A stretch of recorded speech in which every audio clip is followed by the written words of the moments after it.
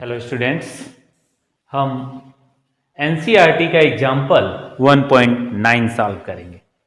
देखते हैं क्वेश्चन में दिया क्या गया है और हमें क्या फाइंड करना है। कह रहा है कि दो चार्जेज Q1 और Q2 एक दूसरे से 0.1 मीटर के डिस्टेंस पर अपार्ट है।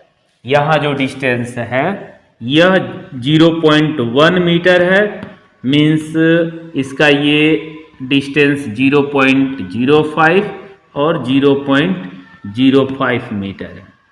ये दोनों चार्जेज 0.1 मीटर के डिस्टेंस पर अपार्ट है और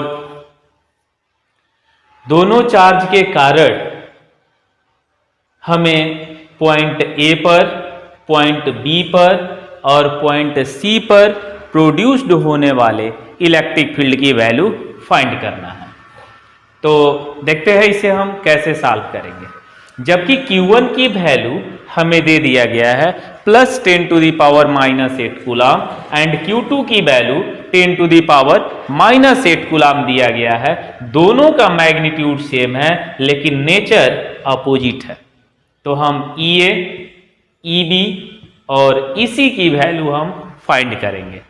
तो सबसे पहले हम EA के लिए काम कर रहे हैं, EA की वैल्यू फाइंड करेंगे। तो हम फाइंड करेंगे इस Q1 के कारण पॉइंट A पर प्रोड्यूस इलेक्ट्रिक फील्ड की value, that is electric field due to Q1 at point A E1A। Electric field at A due to charge Q1 is equal to E1A। और हमने पढ़ा है कि पॉइंट चार्ज के कारण किसी पॉइंट पर इलेक्ट्रिक फील्ड की वैल्यू होती है 1/4πε0 Q/r²। तो हम यहां पर लिखेंगे दिस इज इक्वल टू 1/4πε0 यह चार्ज डिवाइडेड बाई यह डिस्टेंस स्क्वायर Q1 से A के बीच का डिस्टेंस है। तो यह डिस्टेंस हम सपोज एस R ले रहे हैं, तो इसे हम r² लिख दे रहे हैं। चूंकि यह प्लस चार्ज है तो इस प्लस चार्ज का डायरेक्शन, प्लस चार्ज के कारण यहां पर इलेक्ट्रिक फील्ड अवे होगा और ये डायरेक्शन आप लिख सकते हो कि इस डायरेक्शन में इलेक्ट्रिक फील्ड का डायरेक्शन होगा। तो ये डायरेक्शन रहा E1A का, दैट इज आप इसके डायरेक्शन की अगर बात करो तो लिख सकते हो along Q1 to A। Q1A direction में इसका डायरेक्शन होगा। अब हम वैल्यूज पुट कर रहे हैं 1/4πε0, इसकी वैल्यू हमें पता है। इस कांस्टेंट की value 9 × 10⁻9 newton metre square upon coulomb square होता है। Q1 चार्ज है और इस चार्ज का मैग्नीट्यूड दिया गया है 10⁻⁻8 कूलम और डिस्टेंस है, डिस्टेंस यहां से यहां तक का डिस्टेंस है 0.05 का होल स्क्वायर। और जब आप इसे सॉल्व करते हो तो सॉल्व करने पर रिजल्ट आ जाता है E1A की वैल्यू 3.6 × 10⁻4 न्यूटन पर कूलम। तो E1A आपको मालूम हो गया, E1A आपने मैग्नीट्यूड निकाल लिया। और डायरेक्शन आप लिख सकते हो कि along Q1 to A। Similarly electric field at point A due to charge Q2 that is E2A। इस Q2 के कारण यहां हम इलेक्ट्रिक फील्ड निकालेंगे। यह जो निगेटिव चार्ज है, निगेटिव चार्ज के कारण फील्ड रेडियली इनवर्ड होता है, दैट इज यहां यह हो जाएगा E2A और इसका डायरेक्शन इसके टुवर्ड्स होगा, A से Q2 की ओर होगा। तो आप यहां पर लिख सकते हो, यहां पर डायरेक्ट हम फार्मूला वैल्यूज पुट कर रहे हैं। तो 9 × 10⁻9 ये कांस्टेंट की वैल्यू और चार्ज Q2 की वैल्यू क्या है, निगेटिव चार्ज है और ये 10⁻⁻8 कूलम और डिस्टेंस वही डिस्टेंस है 0.05 का होल स्क्वायर। जब आप इसे सॉल्व करोगे तो सॉल्व करने पर रिजल्ट आ जाएगा 3.6 × 10⁻4 न्यूटन पर कूलम और डायरेक्शन जो होगा इसका डायरेक्शन हो जाएगा A2Q2, इसका डायरेक्शन A2Q2 है और इसका डायरेक्शन है ऊपर वाले का डायरेक्शन Q1 to A। तो अब आप ध्यान दोगे नेक्स्ट पॉइंट, हमने इस निगेटिव चार्ज के कारण ये वैल्यू निगेटिव में है, Q2 निगेटिव में है, लेकिन यहां हमने माइनस साइन नहीं रखा। रीजन यह है कि माइनस के कारण ही हम फील्ड के डायरेक्शन को इनवर्ड लेकर के चल रहे हैं। अब यह इक्वेशन और इस इक्वेशन से यह क्लियर है कि दोनों का मैग्नीट्यूड सेम तो है ही, लेकिन यहां फिगर से क्लियर है दोनों का डायरेक्शन भी सेम है। जिस डायरेक्शन में E1A है उसी डायरेक्शन में E2A है। दैट इज पॉइंट A पर रिजल्टेंट इलेक्ट्रिक फील्ड अगर हम लिखना चाहें तो रिजल्टेंट इलेक्ट्रिक फील्ड इन दोनों के सम के बराबर होगा और डायरेक्शन O से Q2 होगा। तो आप यह कह सकते हो टुवर्ड्स राइट होगा। Therefore आप लिख सकते हो resultant electric field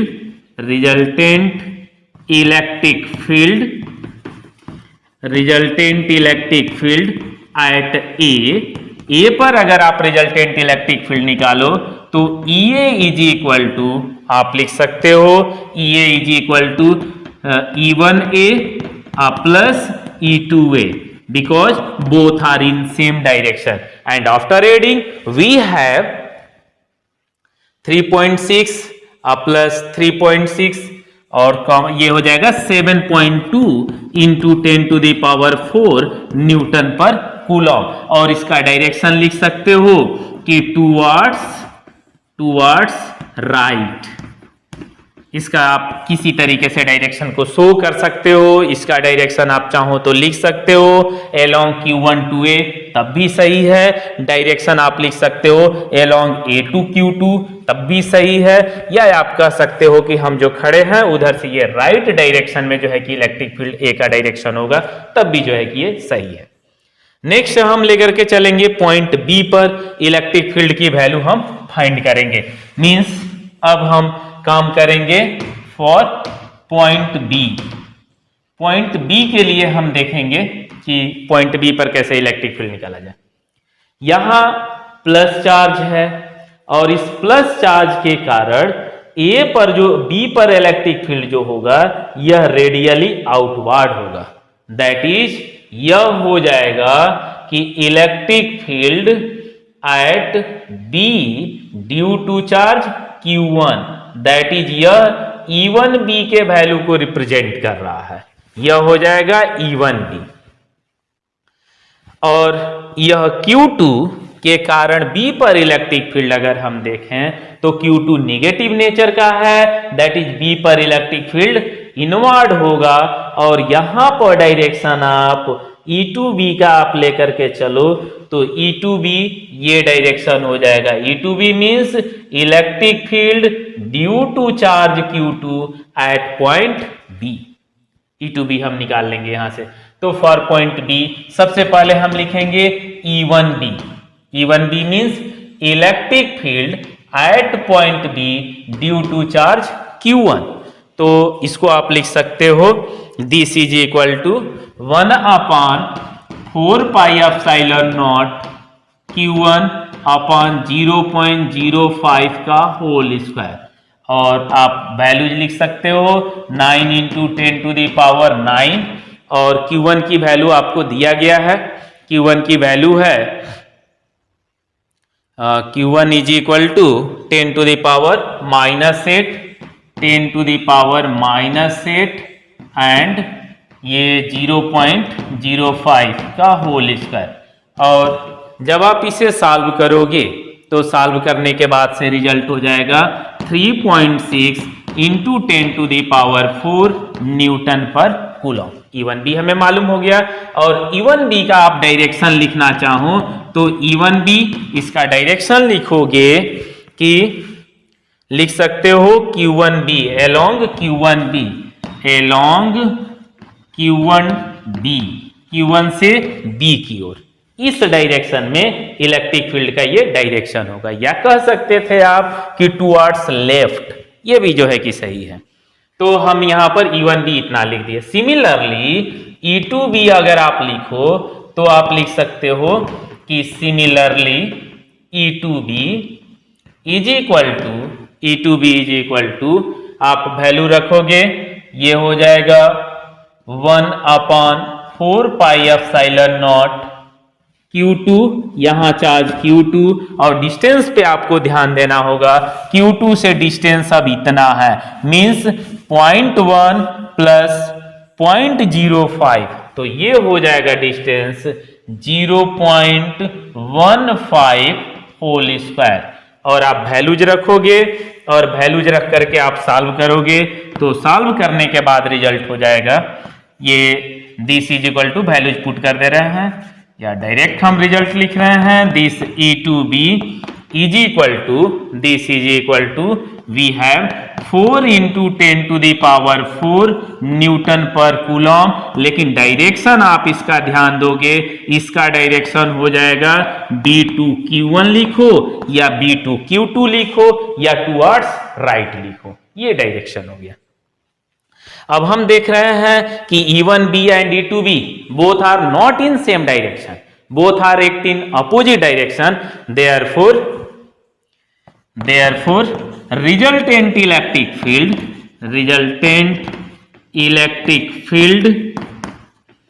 at B पर resultant electric field EB is equal to आप लिखोगे, जो बड़ा होगा उसमें से छोटे वाले को माइनस करेंगे, ये बड़ा आ रहा है, ये हो जाएगा 4 × 10⁻3। तो यहां पर ये सॉल्व करने पर 4 × 10⁴ न आकर के 4 × 10⁻3 आएगा। तो ये वैल्यू बड़ा है, इसमें से हम इसको जो है कि माइनस करेंगे, दैट इज हम लिखेंगे E1B minus E2B and this is equal to, अगर हम सॉल्व करते हैं तो सॉल्व करने के बाद रिजल्ट हो जाएगा, ये लिख सकते हैं कि 3.6 × minus 0.4 into 10⁴ newton per coulomb, और ये डायरेक्शन होगा E1B के डायरेक्शन में, means along Q1 to B, and this is equal to, solve करने के बाद से रिजल्ट हो जाएगा 3.2 इंटू 10⁴ न्यूटन पर कूलम, और आप लिख सकते हो इसका डायरेक्शन कि टुवर्ड्स E1B मतलब टुवर्ड्स लेफ्ट, तो टुवर्ड्स लेफ्ट आप यहां पर टुवर्ड्स लेफ्ट लिख सकते थे, या लिख सकते थे अलोंग Q1B, या फिर आप जो है कि Q2B के अलोंग भी आप लिख सकते थे इसे। अब जो है कि ये हमें EB की वैल्यू मालूम हो गया। अब हमें थर्ड पॉइंट पर इलेक्ट्रिक फील्ड की वैल्यू को समझना है। हमने EA फाइंड कर लिया और EB फाइंड कर लिया। अब मेन हमें जो है कि पॉइंट C पर इलेक्ट्रिक फील्ड की वैल्यू को फाइंड करना है। तो हम देखते हैं पॉइंट C पर कैसे इलेक्ट्रिक फील्ड की वैल्यू हम निकालेंगे।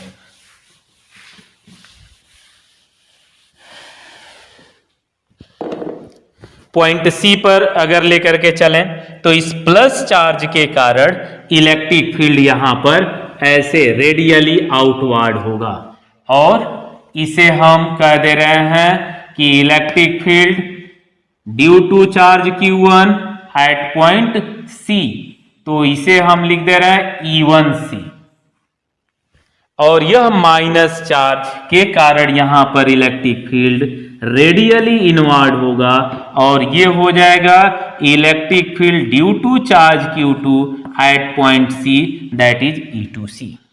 ये हम E1C और E1C की वैल्यू हम पहले लिखें कि E1C it mean that electric field at point C due to charge Q1, this is equal to 1/4 pi epsilon naught, direct value लिख रहे हैं उस कांस्टेंट की, 9 × 10⁹ इंटू चार्ज Q1 की वैल्यू है 10⁻⁻8 कूलम, और अपॉन डिस्टेंस का स्क्वायर मीन्स 0.1 का होल स्क्वायर। और जब आप इसे सॉल्व करते हो तो सॉल्व करने पर यह रिजल्ट आ जाएगा 9 × 10⁻³ न्यूटन पर कूलम।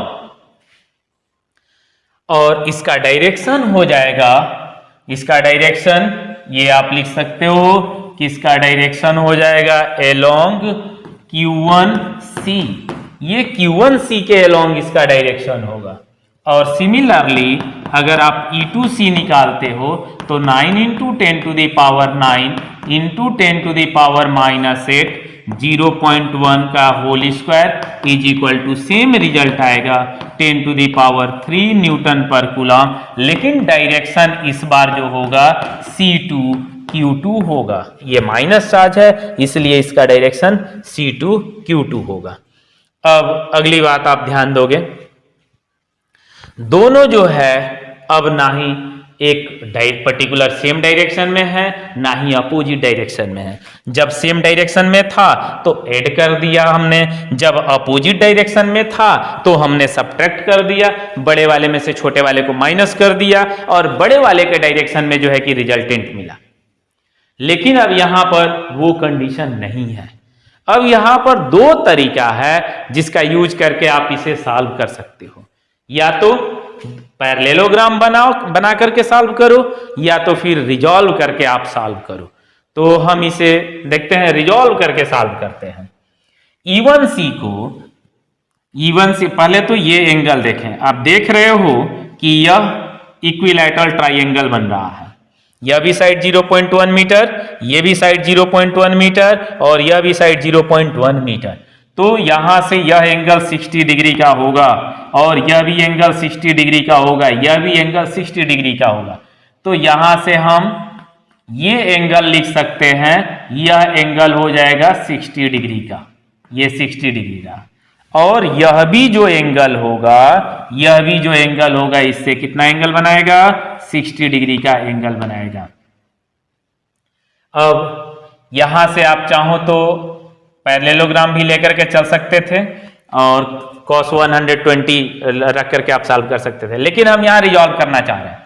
अब अगर आप इसे रिजॉल्व करते हो तो E1C का एक ये कंपोनेंट हो जाएगा E1C cos theta, cos theta means cos 60 degree, और ये कंपोनेंट हो जाएगा एक E1C sin 60 degree, E1C sin 60 degree. अब इसी तरह से हम रिजॉल्व करेंगे E2C को, तो यह हो जाएगा एक कंपोनेंट E2C cos 60 डिग्री और इधर ये दूसरा कंपोनेंट हो जाएगा E2C sin 60 डिग्री। अब हम ये देख रहे हैं कि E1C और E2C मैग्नीट्यूड में तो बराबर है, दोनों की वैल्यू 9 × 10⁻³ न्यूटन पर कूलम है। तो E1C sin 60 और E2C sin 60 मैग्नीट्यूड में बराबर होगा, दैट इज ये दोनों एक दूसरे से कैंसिल आउट हो जाएगा और resultant electric field E1C cos 60 और E2C cos 60 के सम के बराबर होगा। दैट इज हम लिख सकते हैं कि यहां से लिखा जा सकता है on resolving E1C and E2C into two rectangular components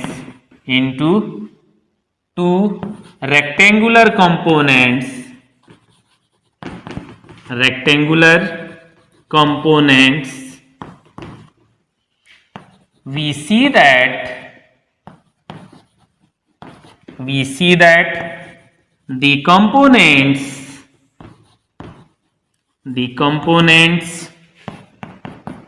E1C sin 60 degree and E2C sin 60 degree cancelled out।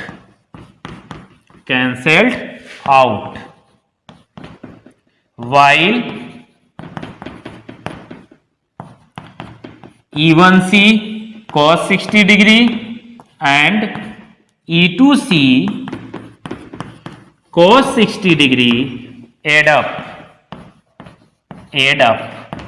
Therefore, resultant electric field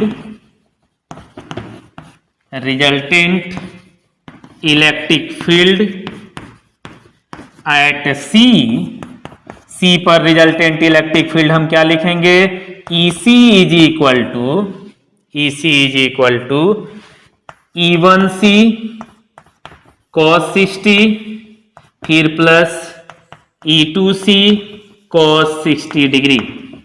cos 60 degree की वैल्यू 1/2। चूंकि E1C और E2C दोनों का मैग्नीट्यूड बराबर है तो ये हो जाएगा E1C half plus E1C half, मतलब कि E1C। और E1C की वैल्यू कितना है? 9 into 10 to the power 3 newton per coulomb. This is equal to 9 into 10 to the power 3 newton per coulomb. और इसका डायरेक्शन आप लिख सकते हो कि इसका डायरेक्शन हो जाएगा टुवर्ड्स राइट। तो राइट डायरेक्शन में इसका डायरेक्शन होगा। तो इस तरह से आपने इसी की वैल्यू फाइंड कर लिया। ओके, अब हम देखेंगे नेक्स्ट एनसीईआरटी का क्वेश्चन, एक्सरसाइज का क्वेश्चन 1.8। क्वेश्चन में कह रहा है कि दो चार्जेस QA और QB एक दूसरे से 20 सेंटीमीटर के डिस्टेंस पर अपार्ट है।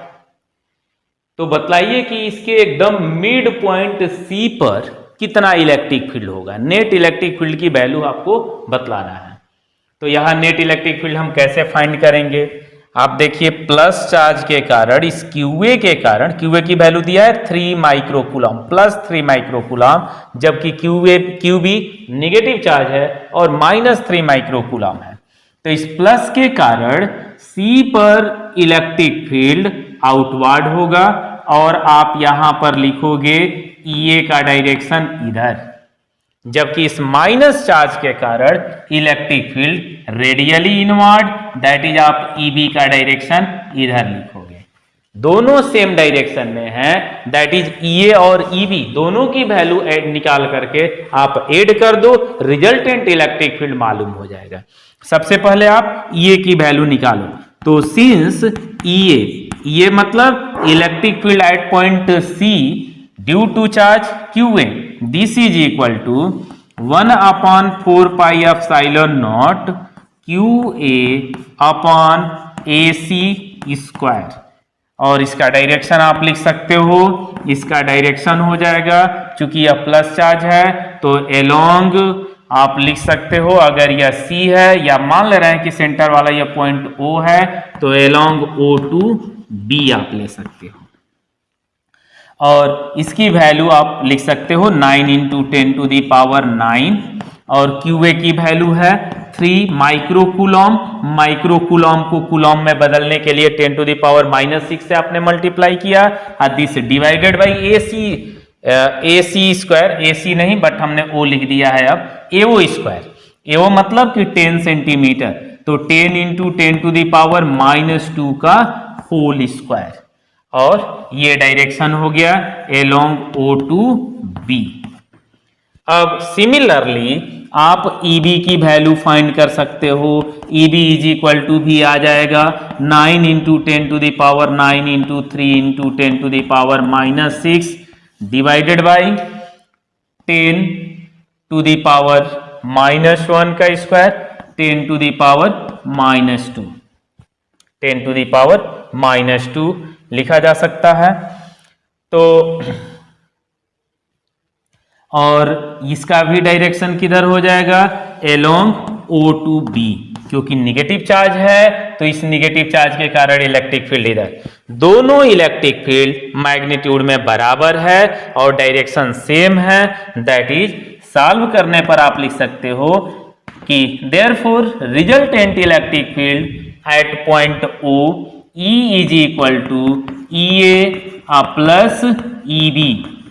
और दोनों वैल्यूज को रख करके अगर आप सॉल्व करते हो तो सॉल्व करने के बाद रिजल्ट आता है 5.4 इंटू 10⁶ न्यूटन पर कूलम, और इसका डायरेक्शन हो जाएगा along O to B, along O to B।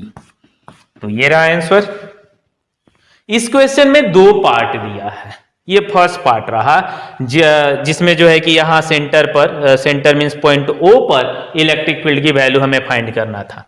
अब दूसरा पार्ट यह है कि उसी पॉइंट O पर हमने कोई एक निगेटिव टेस्ट चार्ज ले लिया है, तो इस निगेटिव टेस्ट चार्ज पर हमें फोर्स की वैल्यू फाइंड करना है कि नेट यह कितना फोर्स एक्सपीरियंस करेगा, ये हम देखेंगे। तो ये चूंकि निगेटिव चार्ज है तो निगेटिव चार्ज पर कई तरीके से आप इसे देखो कैसे कैसे सॉल्व कर सकते हो आप इसे। ये निगेटिव चार्ज है और यह पॉजिटिव चार्ज है QA, तो QA इसको अपनी ओर अट्रैक्ट करेगा, तो ये हो जाएगा force on O due to A, FOA इधर हो गया, और यह निगेटिव चार्ज है, QB निगेटिव चार्ज है और यह भी निगेटिव चार्ज है, तो यह इसको जो है कि इधर रिपेल करेगा। दोनों जो है कि फोर्स ऐड हो जाएंगे और आप रिजल्ट जो है कि यहां से फाइंड कर सकते हो। या फिर दूसरा तरीका है इलेक्ट्रिक फील्ड का फिजिकल सिग्निफिकेंस का यूज करके आप यहां पर रिजल्टेंट फोर्स फाइंड कर सकते हो। यहां तो चूंकि आपने रिजल्टेंट इलेक्ट्रिक फील्ड निकाल लिया है, इलेक्ट्रिक फील्ड की वैल्यू इतना है, तो F = EQ आप लिख सकते हो कि force on this test charge, force on given test charge, given test charge F = Q0E, F = Q0E, और चूंकि Q निगेटिव है इसलिए जो यह इलेक्ट्रिक फोर्स एक्सपीरियंस करेगा इलेक्ट्रिक फील्ड के जस्ट अपोजिट डायरेक्शन में एक्सपीरियंस करेगा। हमेशा यह जो निगेटिव चार्ज होता है इलेक्ट्रिक फील्ड के अपोजिट डायरेक्शन में फोर्स एक्सपीरियंस करता है, जबकि पॉजिटिव चार्ज इलेक्ट्रिक फील्ड के डायरेक्शन में फोर्स एक्सपीरियंस करता है। तो this is equal to F = आप लिख सकते हो Q की वैल्यू 1.5 इंटू 10⁻⁹ कूलम, और E की वैल्यू है, ये हो गया इतना कूलम, इंटू इसकी वैल्यू है 5.4 into 10⁶ Newton per coulomb. Coulomb से ये कूलम कट जाएगा और सॉल्व करने पर आप रिजल्ट लिखोगे 8.1 इंटू 10⁻³ न्यूटन। ये आंसर रहा।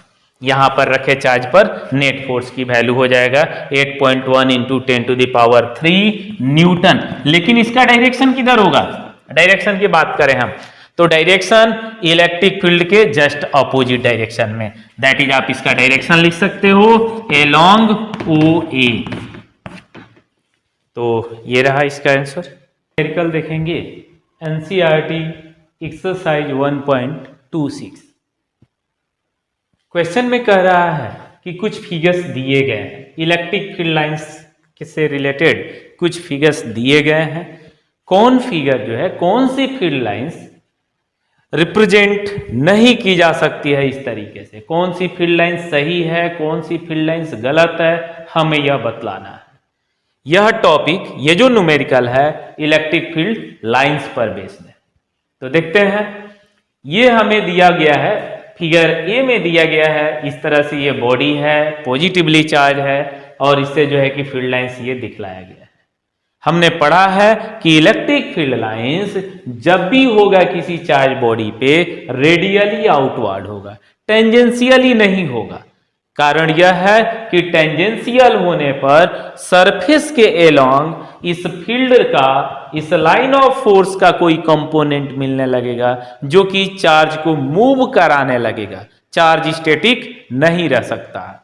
ये इसी वजह से जब भी फील्ड लाइंस होगी हमेशा चार्ज बॉडी पे नॉर्मल होगी, लेकिन यहां हम देख रहे हैं कि ये फील्ड लाइंस नॉर्मल नहीं है, मींस यह जो है कि फिगर पॉसिबल नहीं है, यह फिगर सही नहीं है।